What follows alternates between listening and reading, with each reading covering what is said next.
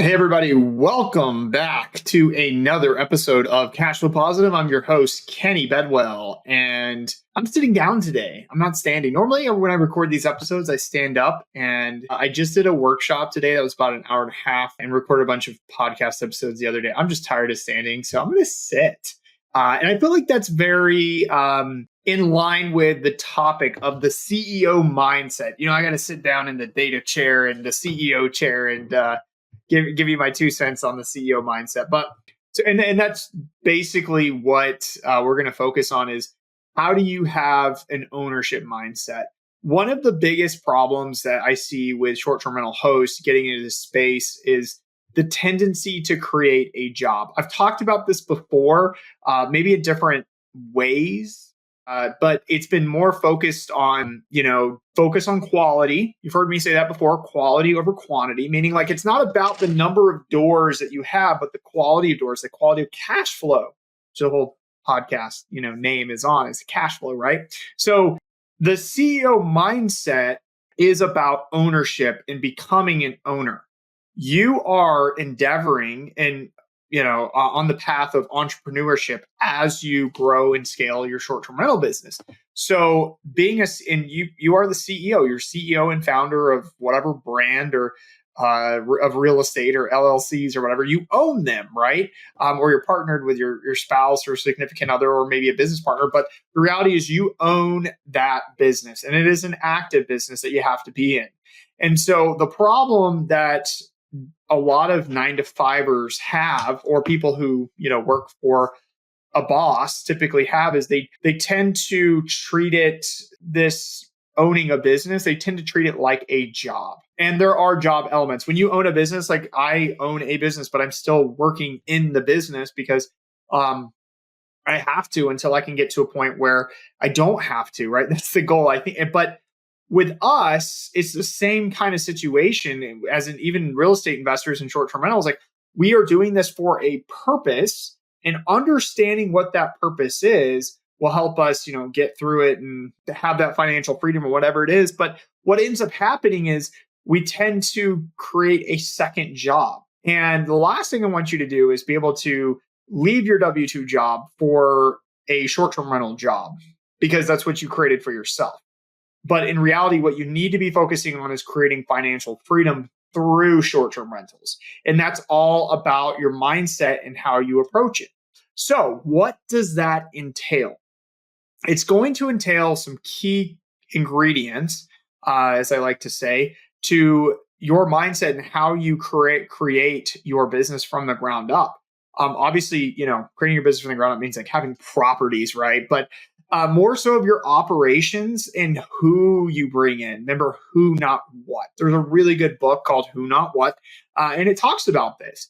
And one of the key elements, and I brought it, like I'm going to speak to you from a CEO of an actual corporation, STR Insights. Okay, it's a corporation, it's a C corp, but we have employees. We have 4 people on payroll and a bunch of contractors and, whatever. So we have a lot of people we pay.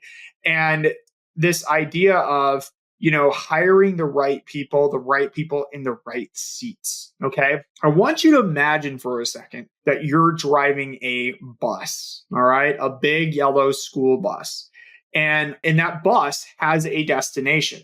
Now, that destination could be financial freedom, or I don't know, you sell the bus and move on to something else. It doesn't matter. It has a destination. It has a place you're trying to reach, okay? But the point of the bus is you are driving the bus, but by the time you get to the destination, you don't want to be driving the bus. You want to be sitting at the back of the bus, okay? Meaning like you're not the one driving and controlling where the business and operations go. Maybe you got bought out, or maybe you have everything kind of automated and there's an AI robot driving your bus. I don't know, I'm getting kind of crazy with this analogy here. But the way I think of my business is like I'm the bus driver right now. I'm the CEO. That's what the CEO does, right? They drive the bus. They bring in the right people and they divvy out what the projects are, what the vision, the growth strategy is. And they let people who can own those individual pieces take it, thrive, and grow. And so with a normal business like with STR Insights, one of the hardest lessons I learned was bringing in the right people for the right reasons. Like I tell people all the time, I said, the bus is going. You can either get on or you can get off. Like it's either get on and get on, for the ride and enjoy the ride and, do your best, or get off. It's, there's no really in between. Like the bus is going, I'm driving the bus. You can get on or get off. And that's like kind of my mentality. I know that might be a little hard. I say it a little nicer than I don't go, oh, you do what I have to say or get off. Like it's not at all what it is. But the point is, like, having the right people in the right seats of the bus gets the bus down the road. I have to have people who help me, who have ownership of what I do and what impacts my business. Meaning, like, I can't service every customer. That's one of the hardest things for me is like, well, everybody wants to work with me, and I understand that. But the problem is, like, I can't give the same quality or same level of customer service to everybody that I know that bringing in the right person on my team can. And so it's better for me to bring in the right people that own certain aspects that impact the business and where the bus is going than just like bringing on people who are like, yes mans, because then I still have to micromanage. And when it comes to short-term rentals, it's the same idea. We want to find cleaners. We want to find handymen. We want to find individual team members who want to grow, who have that maybe ownership mentality. And that is a mentality that not everybody has. Not a I clock in, clock out mentality, but like, I want to grow with you. Okay. Meaning like, like cleaner, let's focus on, I'm going to get away from STR insights for a second and focus on like STRs and cleaners and things, because that's really who we hire and what we deal with on a daily basis. But it's like, as the business grows, meaning as we get more reviews, as we host more people, as we're working with and growing that business, how can your cleaner grow? Okay, well, they can grow by improving your reviews or just getting good reviews, like cleanliness. They can get monetized or incentivized for getting good reviews. And that's really important. So there's like opportunity. It's not just you come, you clean, you get paid $100. You come, you clean, you get paid $100, like, or 200 or whatever it is. Because there has to be change up. People get tired of doing the same things over and over and over, unless there's some sort of motivation behind it to help them grow. So when I'm interviewing cleaners, I'm really interviewing people who are looking to grow a business rather than to do a job. I'm looking for owners. It's the same thing in SDR Insights. I don't look for employees. I look for people who want to own and who want to grow. So meaning like, I don't pitch them on, hey, this is the job, do the job and get paid this X amount in salary. But I'm like, look, this is the job. But if you grow us and help us grow to this, you can receive these benefits. Usually it's money, right? But it's like getting them excited about the growth potential that they can go along for the ride, and there's opportunity for growth. As you scale with your short-term rental business, you'll end up maybe hiring VAs, and we're going to do a whole episode on that coming up soon. So you're really going to want to pay attention to that. You're going to hire employees, or you're going to have business partners or whatever that is. And every person you look for, the best ones are the ones who want ownership. But the problem with that is that you have to give that to them. And most people are good at that. They micromanage and they don't provide that. They don't provide that opportunity. I've been guilty of that too. So I'm not going to sit here and say like, I've got it all figured out and stuff. I think I've got some experience with it. I'll say that, but I haven't got it figured out. And it takes a lot of time and practice to fine tune that. But the mindset you need to have as CEO is looking for individuals, surrounding yourself by part owners or ownership mentality, and people who want to grow with you. Okay. As you grow, they grow. All right. As your business performs well, they get compensated for that.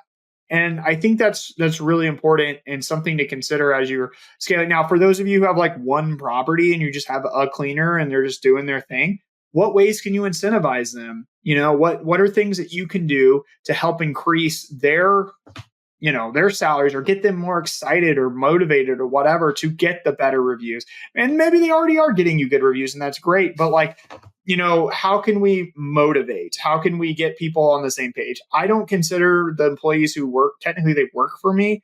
I don't even like saying that.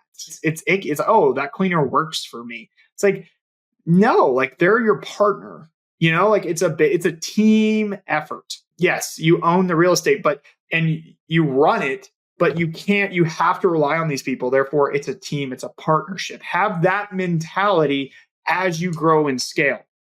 The best CEOs get out of people's way. They find owners who have ownership mentality. They put them in the right seats on the bus and they get out of their way. They don't micromanage them. They don't tell them, you need to do this or you need to do that. Now, if somebody needs correction and training and support, that's when we talk to them. We bring things up, say, hey, look, this is the problem. We got a bad cleaning review. What happened here? And they say, give some stupid excuse or whatever. And that's, people do that. They defend themselves, which is natural, right? And you say, look, it happened. It's what we call a sunk cost, meaning there's nothing we can really do about it. What can we do to improve and make sure that this doesn't happen again? And let them take ownership of that problem. See, if they can't do that, then they're not a good fit. They're not a good fit and they shouldn't be on the bus because they're not going to grow. They're not going to take ownership and responsibility.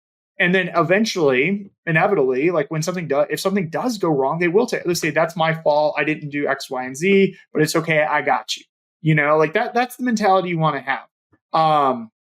Don't worry about it. I got you. Like that. Those are the people you want on your side. They're on your team. It's the team.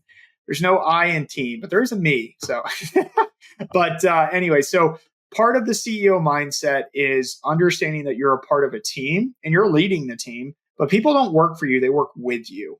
So start there. I think another big part of the mindset too, that I have found that's really important is like being frank. It's hard for me to say because it's being humble, right? So recognizing that you have flaws and you have room for improvement and that other people might have better ideas than you. You don't know everything. Like even my most junior employee or person I work with, I like to say my colleague, because I'm very much the mentality. This is the mentality here. It's a team play, right? So even the person who has the least amount of experience that I work with, I still listen to because they have good ideas. They have good suggestions. Now, not everything they say is a great suggestion, and you can kind of tell, but we still give them the room and the comfortability. Hopefully, I guess I want to say that. Hopefully they have that because we need people like that who can critique us and make us better and refine us and make us recognize our flaws because we don't know what they are. Let's be honest. We think we're perfect. Now, obviously, like we don't think we're perfect, right? We know their flaws, but we're not like actively like trying to figure out what they are or even recognizing some of the flaws that we have and we don't even know about.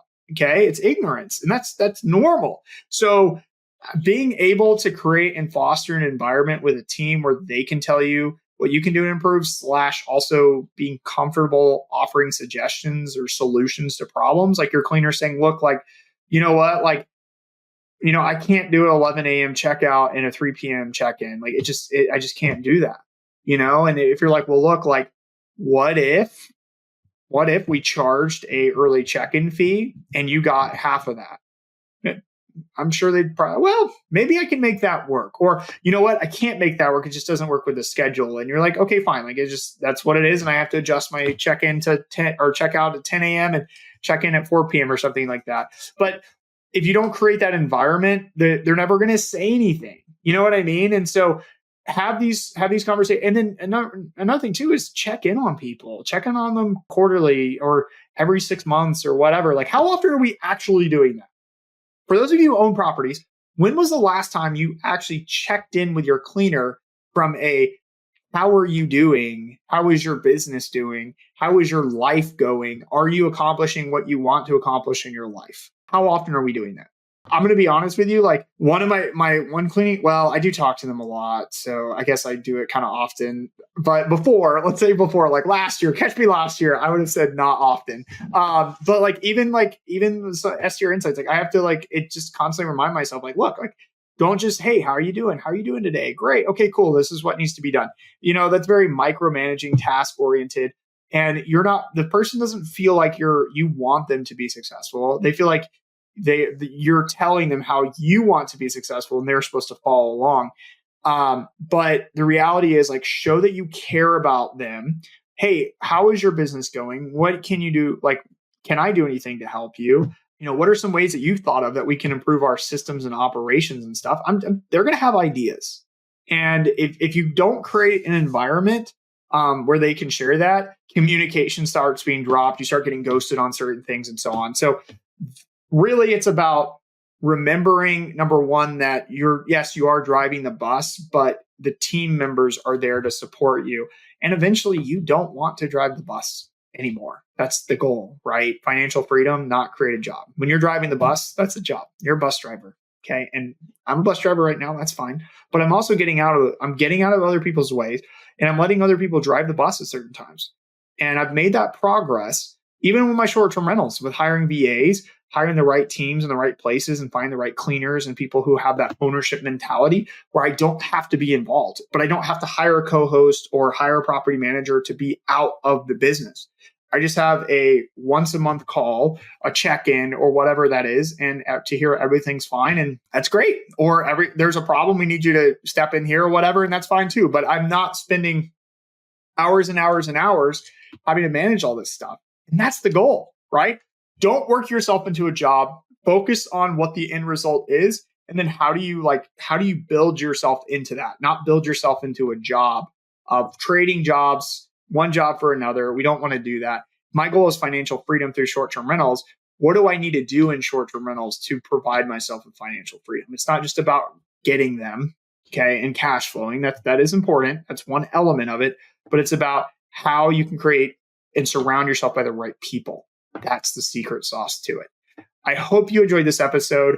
I know this is more about but the mindset is so important. I'm telling you guys, like, if you sit here and you're all about just scaling and growing and you're not focused on like the mindset behind it and like how you can correctly like where you're headed, more so, like less so of like what you're doing and what you're seeing and getting and acquiring, but more so of like where you're headed and how you're headed there, you're going to get ahead of so many other people and actually accomplish your end goals of why. Why did you get started in this? I hope you found this episode helpful, but more importantly, I do want you to listen to the next one. I brought in a business owner who sold her business for millions in the short-term rental industry. And she's a mindset coach in the consultant, coach, mentor, whatever, in the short-term rental industry. And she's real, like it's an incredible interview, and I want you to listen to it. And she breaks down a lot of barriers, even my own barriers. You're going to hear some of the stuff from me, things that hold me back, and she's just rips through them live. So watch me, or let's go listen to me embarrass myself on this coming episode on Thursday in the part 2 of CEO Mindset. Thank you for listening, and I will see you on the next episode of Cashflow Positive.